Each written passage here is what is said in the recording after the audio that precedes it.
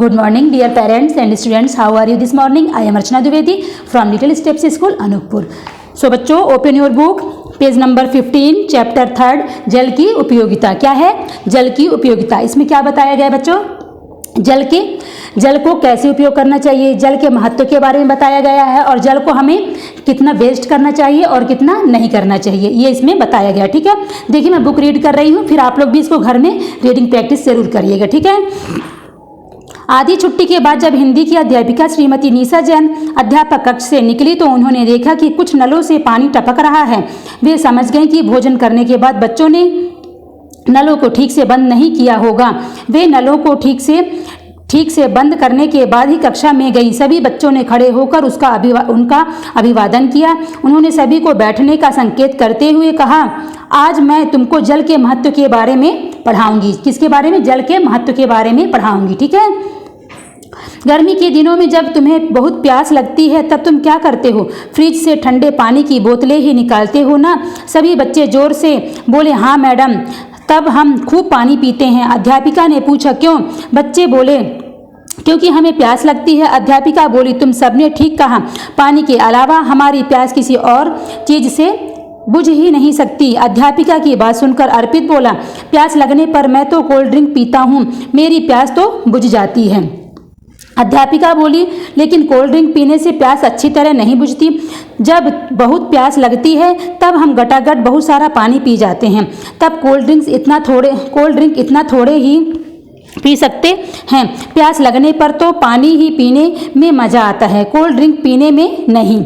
अध्यापिका की बात सुनकर ज़्यादातर बच्चों ने हामी भरी.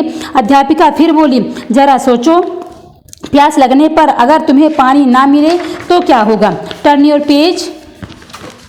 शुभम बोला, तब तो हम प्यासे मर जाएंगे. बात के बीच ही नीरज बोला, पर पानी क्यों नहीं मिलेगा मैडम?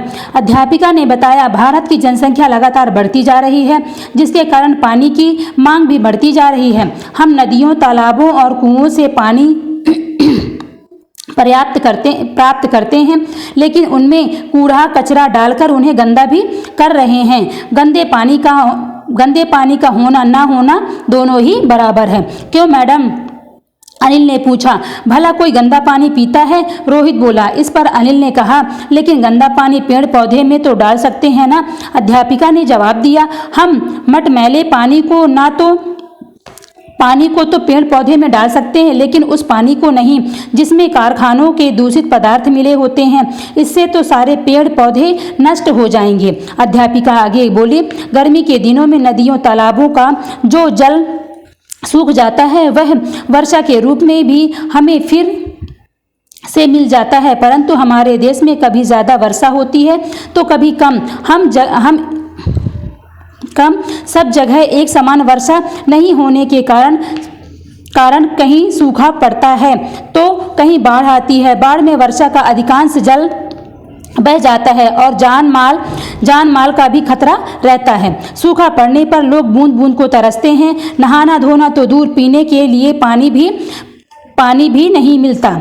मीलों पैदल चलकर लोगों को पानी लाना पड़ता है, लेकिन हमारे शहरों में जहां पर्याप्त पानी है वहां लोग इसे खूब बर्बाद करते हैं. अभी अभी मैंने खुले नलों को बंद किया है. अगर यूं ही पानी टपकता रहा तो एक दिन हम भी बूंद बूंद को तरस जाएंगे, लेकिन तब हमारे वश में कुछ भी नहीं होगा. कक्षा में एकदम सन्नाटा था.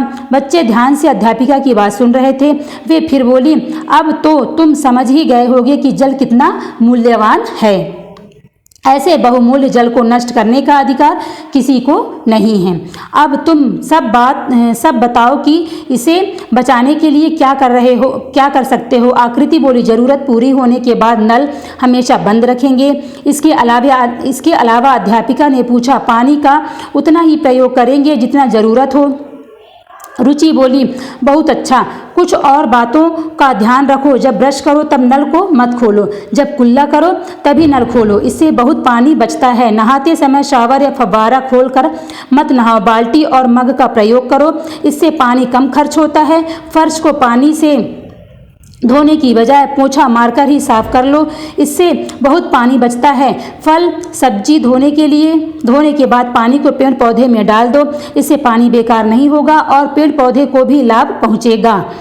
इसी प्रकार कपड़े धोते, बर्तन साफ करते और कार, स्कूटर आदि धोते समय अगर थोड़ी सी सावधानी बरती जाए तो बहुत सारा जल बचाया जा सकता है, अध्यापिका ने कहा।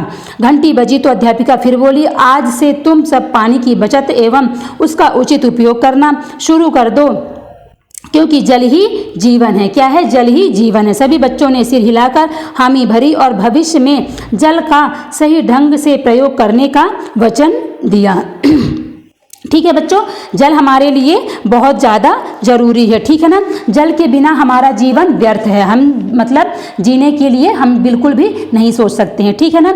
जल को हमें अच्छे तरीके से यूज़ करना चाहिए, उसका मिसयूज़ नहीं करना चाहिए, मतलब उसे फेंकना नहीं चाहिए, या तो फिर अगर पानी बह रहा है नल से तो हमें उसे तुरंत बंद कर देना चाहिए। जितनी ज़रूरत हो उतनी हमको जल यूज़ करना चाहिए, ठीक है ना। ये चैप्टर बच्चों आप लोग का कंप्लीट हो गया है। नेक्स्ट चैप्टर मैं आप लोग को नेक्स्ट डे पढ़ाऊंगी। ओके बेटा, class is over, bye bye everyone.